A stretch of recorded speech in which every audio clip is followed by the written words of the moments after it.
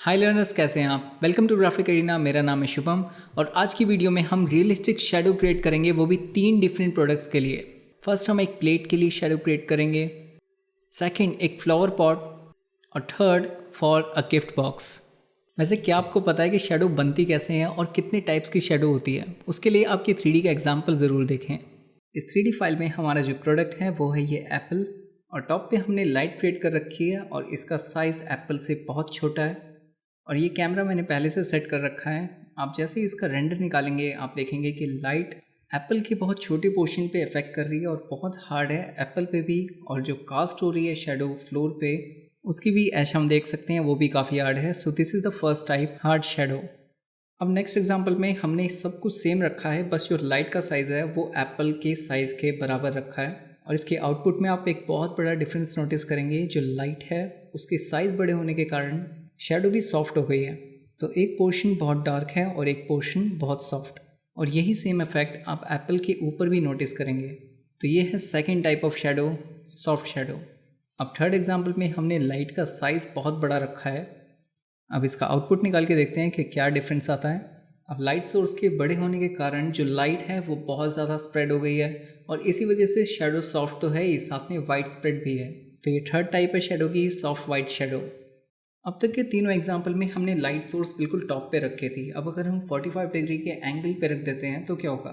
Obviously Apple का ये वाला पार्ट तो हाईलाइट होगा ही, और जो शेडो है वो थोड़ी सी डिस्टेंस पे जाके सॉफ्ट हो रही है। तो लाइटिंग में एंगल भी बहुत बड़ा रोल प्ले करता है। जो इनिशियल स्टार्ट है वहाँ से थोड़ी सी हार्ड है और आगे जाके वो सॉफ्ट होती जा रही है।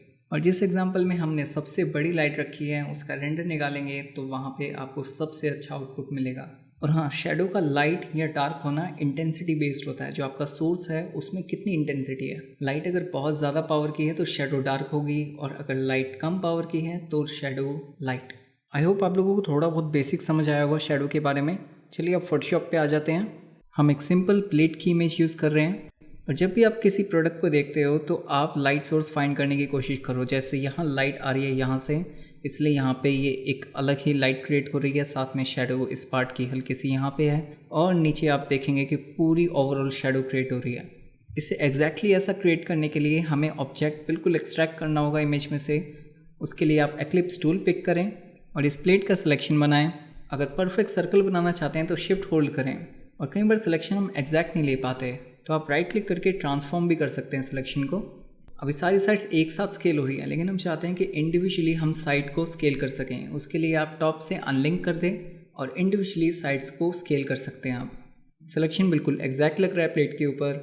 अब लेयर पैनल से इस पर एक मास्क ऐड करें, जिससे बैकग्राउंड रिमूव हो जाएगा प्लेट का। लेकिन इसका एक और बेनिफिट भी है। जैसे ही आप शिफ्ट के साथ मास्क पे क्लिक करेंगे तो मास्क डिसेबल हो जाएगा, और आप एज अ रेफरेंस देख सकते हैं कि शेडो आपको एग्जैक्ट कैसे बनानी है। और शिफ्ट के साथ वापस से मास्क पे क्लिक करेंगे तो फिर से अप्लाई हो जाएगा।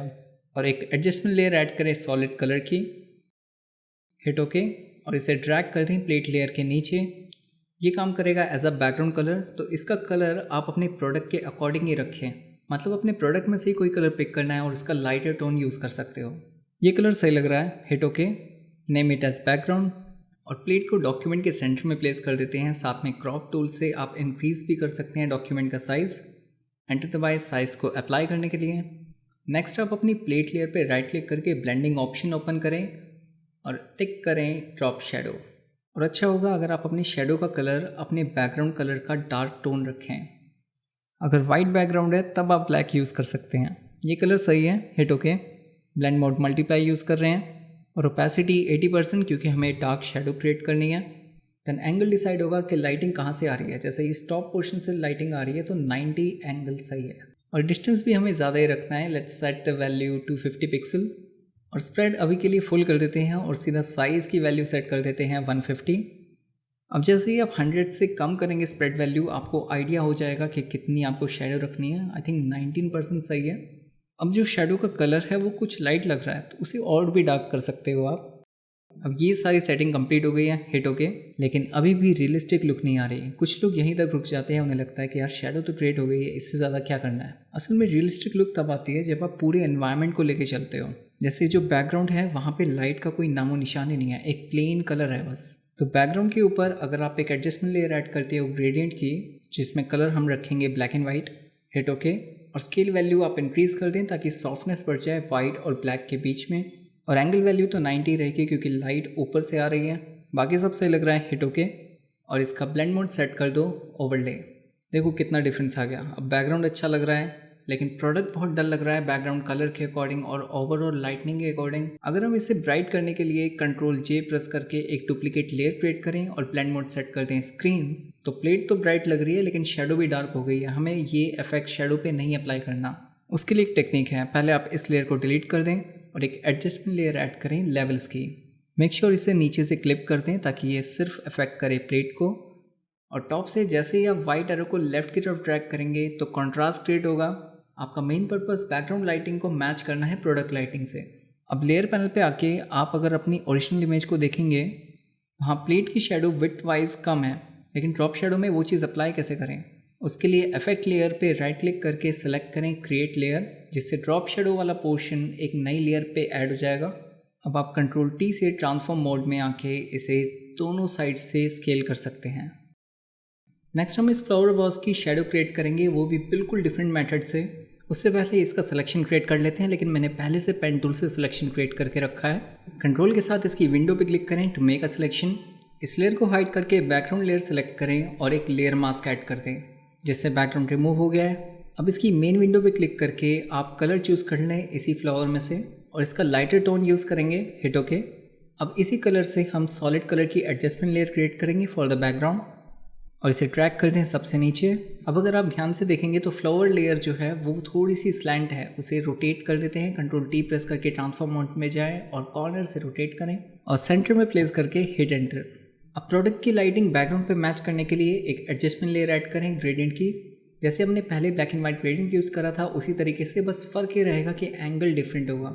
और हाँ, स्केल वैल्यू इंक्रीज़ करना ना भूलें, अदरवाइज़ आपका इफेक्ट प्रोडक्ट से मैच नहीं होगा, हिट ओके। इसका ब्लेंड मोड सेट कर दें overlay and name it as light.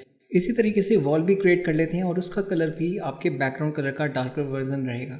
अब बैकग्राउंड बिल्कुल लाइटिंग के अकॉर्डिंग सेट हो गया है। अब एक न्यू लेयर क्रिएट करें शेडो के लिए। ब्रश टूल पिक करें और एक डार्क कलर यूज़ करें बैकग्राउंड का। मेक श्योर आपकी ब्रश की हार्डनेस ज़्यादा कम ना हो और ब्रश का साइज़ भी थोड़ा इंक्रीज़ रहे। अब बस सिंगल टाइम आपको क्लिक करना है and control T to transform और इसकी हाइट स्केल करते हैं। अब कंट्रोल और शिफ्ट होल्ड करके इसे राइट साइड से स्क्यू कर दें। इससे जो वेट है शेडो का वो लेफ्ट की तरफ ज़्यादा रहेगा और राइट की तरफ कम। और प्लेस करें इसे बॉटम पे। अगर आपको लग रहा है कि कोई पोर्शन आपको रिमूव करना है तो इस पर एक लेयर मास्क ऐड करें और ब्रश टूल से आप ब्लैक कलर चूज़ करके हाइड कर सकते हैं वो पोर्शन। इसमें बहुत ज़रूरी है कि आप इस पोर्शन को बहुत आराम से करें और अगर कंट्रोल ज़्यादा चाहिए तो ओपेसिटी सेट कर दें 40% ताकि और कंट्रोल मिल जाए हमें। नीचे से थोड़ा पार्ट रिमूव भी कर देते हैं शेडो का, क्योंकि ओरिजिनल प्रोडक्ट में भी ऐसे ही था।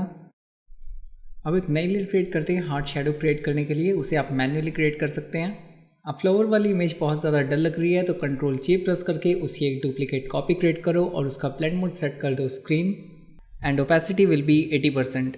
वैसे हार्ड शेडो करने का इससे ईजी तरीका भी है, आप उसे डिलीट कर दो और कंट्रोल जे प्रेस करके शेडो की एक डुप्लीकेट कॉपी क्रिएट करो और मास्क को सिलेक्ट करके कंट्रोल बैक स्पेस से ब्लैक कलर फिल कर लो, जिससे सब कुछ टेम्परेरी अभी गायब हो जाएगा। अब ब्रश टूल से वाइट कलर चूज़ करके आप इस मास्क पे धीरे धीरे स्ट्रोक क्रिएट करें डेप्थ के लिए और बहुत ही रियलिस्टिक शेडो का आउटपुट हमारे सामने है। नेक्स्ट हम इस गिफ्ट बॉक्स की शेडो क्रिएट करेंगे। मैंने पहले से कटआउट क्रिएट कर रखा है इसका और इसकी शेडो बनाने का तरीका पहले वाली शेडो से और भी डिफरेंट है। पहले बैकग्राउंड लेयर हाइड कर देते हैं और एक एडजस्टमेंट लेयर ऐड कर देते हैं सॉलिड कलर की। कलर हम गिफ्ट में से ही कोई लाइटर टोन यूज़ करेंगे और इस बार हम रेक्टेंगल टूल यूज़ करेंगे शेडो के लिए। मेक श्योर आप एक डार्कर टोन कलर यूज़ करो बैकग्राउंड का और सिंपली एक रेक्टेंगल क्रिएट करें। ये वाला पार्ट इसलिए एक्सटेंड कर रखा है क्योंकि यहाँ पे हमें शेडो ज़्यादा चाहिए, इनफैक्ट खाली शेडो यहीं दिखेगी। रीनेम कर दें लेयर को as shadow, then go to filter and convert for smart filters, ताकि जो भी फिल्टर हम बाद में इस पर अप्लाई करें उसे डबल क्लिक करके हम रीएडजस्ट कर सकें। Then again go to filter, blur gallery and open field blur. इस पॉइंट को ड्रैग करके आप बॉटम पे रखें गिफ्ट के and set the blur value 0 pixel और एक और पॉइंट शेडो के बॉटम सेंटर में इसकी ब्लर वैल्यू इंक्रीज कर दें, लेट्स सेट इट 380 पिक्सल। इस टूल की खास बात है कि आप पॉइंट कहीं भी ड्रैग करके सेट कर सकते हैं और इंटेंसिटी भी जब चाहें कम और ज़्यादा कर सकते हैं। Hit okay. और ये जो एक्स्ट्रा पार्ट इधर से निकला हुआ है इसके लिए आप कंट्रोल टी प्रेस करें फॉर द ट्रांसफॉर्म मोड और स्केल कर दें wait from the both side and also from the top. Hit enter. अब इससे रिफाइन करना है शेडो को, तो एक लेयर मास्क ऐड कर दें। ब्रश टूल पिक करके आप रेफरेंस की तरह जो आपका ओरिजिनल प्रोडक्ट था उसी तरीके से आप शेडो क्रिएट करने की कोशिश करें। अगर आपकी शेडो बिल्कुल एग्जैक्ट वैसी नहीं आती तो कोई दिक्कत नहीं है उसमें, बस मेनली आपकी जो डायरेक्शन है लाइटिंग की उसके साथ शेडो मैच हो जानी चाहिए। अब ये शेडो सही लग रही है, अब बस बैकग्राउंड को मैच करो लाइटिंग के अकॉर्डिंग और फिर प्रोडक्ट को ब्राइट कर दो। तो हमने 3 डिफरेंट वेज से शेडोज क्रिएट करी हैं। वीडियो वैल्यूएबल लगी तो चैनल को सब्सक्राइब कर देना। कोई डाउट या सजेशन हो तो कमेंट्स में बताना। मिलते हैं एक नेक्स्ट वीडियो में। Till then keep learning, keep creating. Bye.